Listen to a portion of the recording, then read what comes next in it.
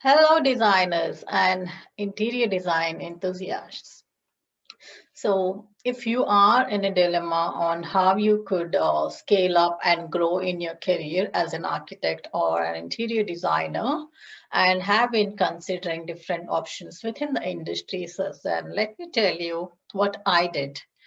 I went into healthcare industry and I worked as a project delivery expert, especially specializing in interior fit out for healthcare spaces.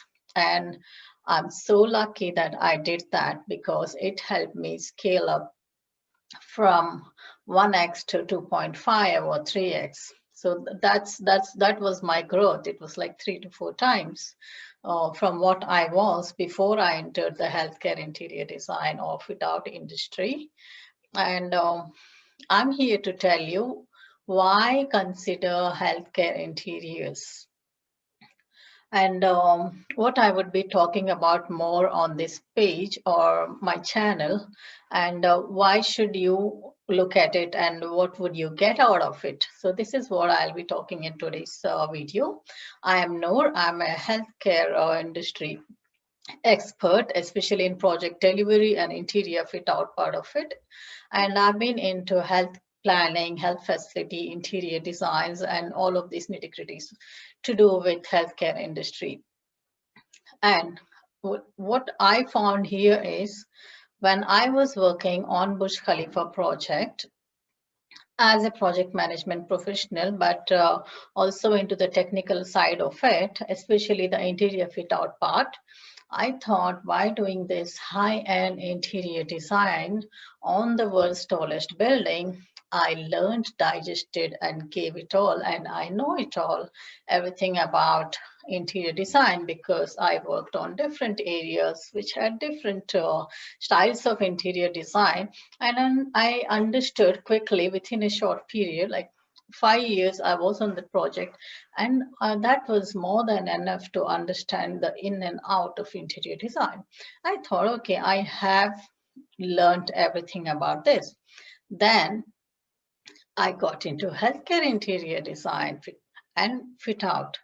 And what I realized was this knowledge which I had as an expert in high-end interior fit out was not at all enough because there are a lot of technical aspects involved when it gets into health facility designs, planning and interior design or any other aspects, especially when it's clinical areas. It gets more difficult because the functionality aspects are quite complicated here. So I had to, accelerate my learning process because I didn't have good references. Yes, there were guidelines. Yes, there were some courses available, which are more like masters and all of that, but very expensive and takes a long time to learn. And I didn't have that much time. But I was already into the job and I had to give it my best, but because that's what I always do. So what I did was I I tried to read through all of those guidelines, of course. But the thing is, there are many things you won't know. Guidelines will give you a layout, they'll give you a list of equipment, and there will be some description about the space, but they don't tell you what the space is for, why that space, what is the workflow, when do we enter that space, what's the workflow before coming into that. Like, for example, let's take an exam room. So in an exam room, there's a lot of things that happen before entering the exam room. Like you come in, you go to the reception, then you get a sequence number, or you get directed to a specific department, and that department will have a nurse station where you go in and you refer yourself. Then you go into the treatment rooms to take your statistics before going to the doctor. Do you remember going to the nurse station and you go and all your recordings are taken, weight, temperature, and other measurements like the blood pressure and all of those. So they take all the statistics based on which doctor you're going to, and then you go into the exam room, right? So that's the workflow, and you go into different spaces when you go through this. Once you get into the facility, right? So you have different spaces will have different functions, and treatment room is a proper clinical room where you have specific requirements. That's in all a separate episode to talk about treatment room. So now then you get into the exam room. You'll have a table, you'll have a curtain because you'll be examined on a table, on a stretcher. And there is a sink. You have sharps and gloves, and where are they placed? Why are they placed at that location? Why is the doctor sitting at that place? And why do we have this curtain here? And what are the requirements of that? We have a sink, but oh, it doesn't have an overflow. Why? To prevent the bacteria, right? So there are numerous things like this. Why do we have a particular finish? What's the flooring and why?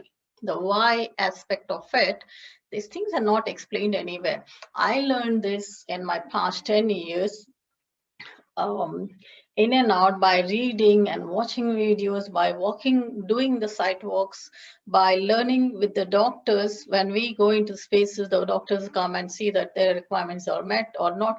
So there were a lot of things in this. It's not just about the guidelines or a small thing written here saying this is what this room is for.